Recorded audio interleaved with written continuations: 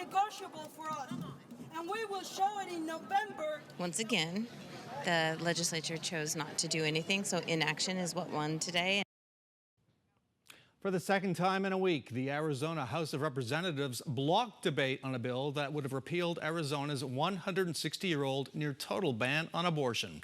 Over in the Senate, with the help of 2 Republican votes, a repeal bill has been introduced, but its chances of passage over the next few weeks are uncertain. This action coming after the Arizona Supreme Court ruled the ban was enforceable. As things stand now, Arizona's ban on abortion after 15 weeks of pregnancy is still in place, but the near-total ban could take effect in mid-June. An executive order by Democratic Governor Katie Herrod would ban prosecutions, but at least one county attorney might challenge that order.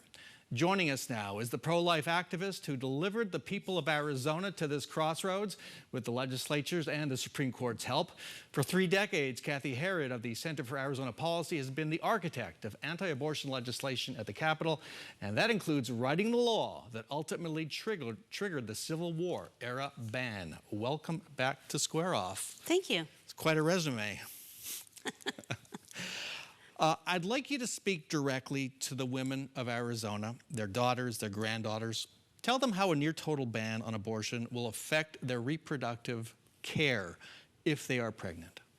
Well, I would say to the women of Arizona that we all know someone who's had an abortion and who's suffered from it. That abortion not only takes the lives of unborn children, but it also harms women. I often say that abortion stops the beating heart of an unborn child, but it breaks a woman's heart. That there's no question that women have physical and emotional consequences from having an abortion. I also would say that over 40 pregnancy centers are in this state ready to help women facing an unplanned or crisis pregnancy. We are here to serve them and help them. Here's what doctors say. The Maricopa County Medical Society opposes efforts that could limit a woman's ability to receive the medical care she may need. The Supreme Court decision may increase maternal mortality and potential health complications. And that gets, I think, at an unspoken part of this debate, but many women have complicated pregnancies. You don't know what might happen in the course of a pregnancy, and what these doctors are saying is these laws, this ban, would limit the care they can provide. Do you consider the woman's health as part of this legislation? Well, let's talk about definitions. Those who promote abortion being legal at any stage of pregnancy for any reason are fond of saying that this would prevent care after a miscarriage or care for an ectopic pregnancy. That's simply not true.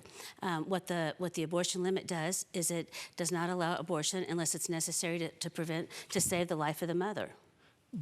But it often gets more complicated than that. And doctors faced with this ban say, we are or might stay away from this care from a woman who needs it, who has a complicated pregnancy. Well, for that doctor, it's a dereliction of their duty and their commitment to take care of women, that there are any number of doctors in this state that would readily and willingly take care of a woman who is facing complications in her pregnancy. So it's a scare tactic being used by some to threaten women or to scare women that they will not be able to get care in a complicated pregnancy. These are doctors talking. Well, and I can match you doctor for doctor. These are doctors talking, and we have many examples, a rising number of examples of women who've been in this situation, who've had to go out of state.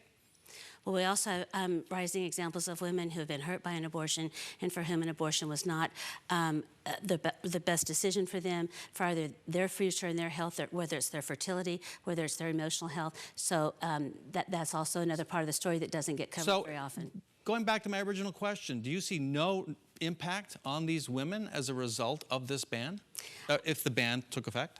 I say a woman who's facing a complicated pregnancy will get the medical care that she deserves and needs, and this is about saving the lives of unborn children, vulnerable unborn children, and protecting the lives of their mothers. Now, I want to point out, this is all faith-based, correct? Are there any medical professionals on CAP's board or leadership? I counted one. Well, this is more than a faith. This is whether people have faith or no faith. I think we can all agree that the gestational development of an unborn child, that by the time a woman knows she's pregnant, there's a beating heart, that the child just continues to grow and develop throughout the whole term of pregnancy. So I think that, those are scientific facts. We can all agree is a pretty broad statement. I think, there is not broad agreement on the fetal heartbeat issue. Well, there are scientific facts about a baby's development in the womb, and there are scientific facts, proven studies about complications from having an abortion that women have suffered for years.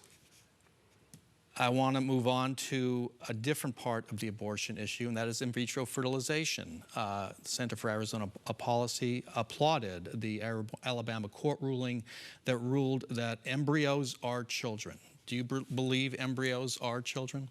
I believe human life begins at the very beginning of life, so that's at the embryonic stage, yes. So that's a yes. So if embryos are children, should in vitro fertilization be banned? Because not every embryo. The issue with IVF is how the embryo is treated, and whether the human life of the embryo is valued and taken care of, or whether it is treated callously. That's the issue with IVF. So you have people on all sides of the issue that support IVF. The issue is how are we caring for those embryos, and if someone is using IVF, are they carrying the embryos to birth, to term, as well as they can? So that's the issue with IVF. It's how are we caring for the embryos once they are created? The Alabama ruling essentially bans in vitro fertilization. Would you pursue a ban on in vitro fertilization? I disagree with it that it essentially bans. It simply says that an embryo is a human being, and so then again, it goes to how much they care. We have not advocated for a ban on IVF.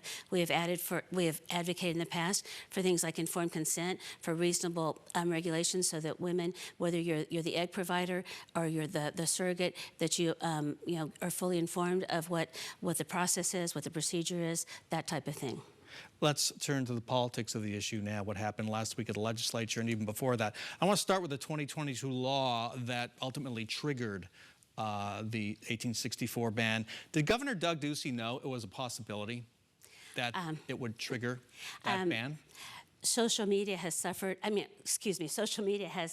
surfaced this week of my testimony in the Arizona Legislature, where I clearly laid out that if Roe versus Wade was overturned, that the pre-Roe law would become effective. So it was not anything that was hidden at the time. It was clear in the law that it was a 15-week limit on abortion, but it also did not repeal the pre-Roe law. So the intent of the 2022 law was clear. Clear to everybody, including the governor. It was clear. And you know what his response was to the ruling, which is he would have preferred the 15-week ban. That's his opinion, but at the time, it was very clear what the intent of the law was. 3 Republican lawmakers who identify as pro-life, Senators Shawna Bollock and T.J. Shope and Representative Matt Gress, voted with Democrats to advance the repeal bill. In your view, are those lawmakers still pro-life? Those lawmakers are friends. I have asked them to keep their word, that each one of those lawmakers in their campaigns in the past have said that they were pro-life.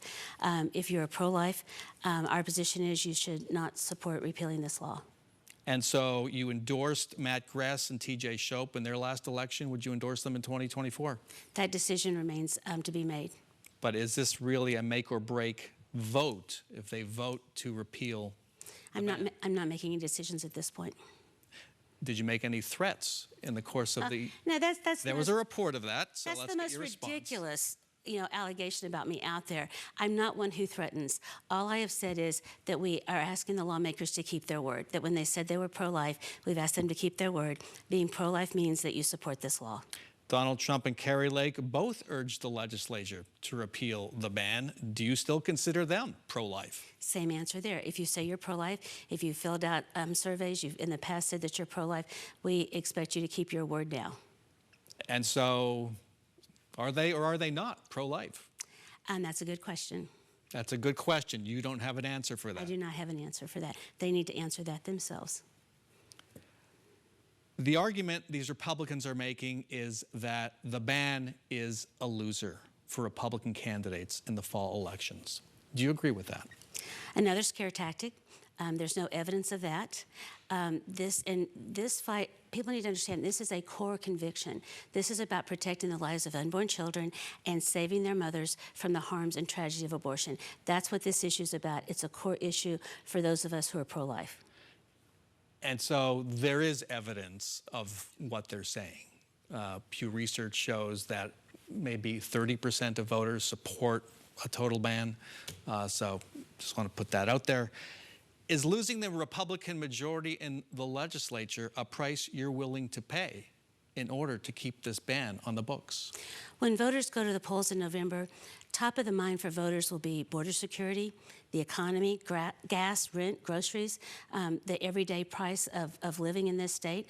That's going to be top of the mind. There'll be people on each side that will vote on the abortion issue, but abortion will not be top of the mind of most voters going to the polls. So it's a fallacy to say that this one issue is going to determine whether the legislature in this state flips or not. You never give up, do you? Absolutely not, because this is about babies and their mothers. I was doing this and remembering SB 1462, the bathroom bill. Remember that thing in 2014 would have kept LGBT residents from exercising the civil rights, could have been barred from using restaurants. Oh, come on. This is about protecting the privacy of girls and women. I'm not comparing the bills, but what I recall is you would not give up even though companies threatened to boycott Arizona. Major companies threatened to boycott Arizona. NFL threatened to pull the Super Bowl. Went all the way to Jan Brewer, and you would not yield an inch. Well, we're about promoting and defending foundational principles, parents' rights, the privacy of girls and women's religious freedom. The bill that you're referencing was very much about the ability to live and work according to your beliefs. It's a core First Amendment value.